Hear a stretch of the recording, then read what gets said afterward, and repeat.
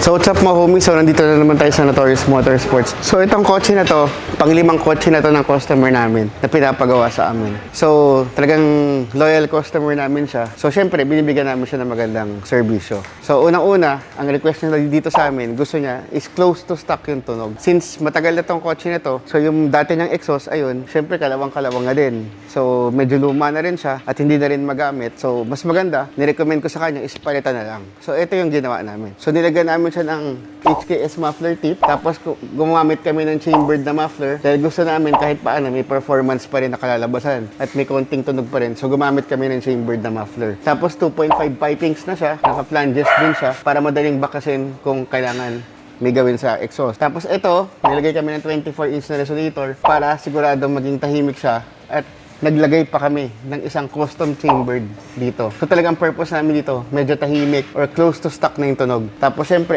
ito na yung exhaust. Nilagyan din namin ng flexible pipe. Dahil yung dati niya, walang flexible pipe. So nilagyan namin ng flexible pipe para maiwasan yung vibration. Tapos naglagay tayo ng 4-1 na header. So yan yung ginawa natin dito sa kotse na to, sa project natin na to. So ngayon, pakinggan na natin kung ano magiging tunog niya.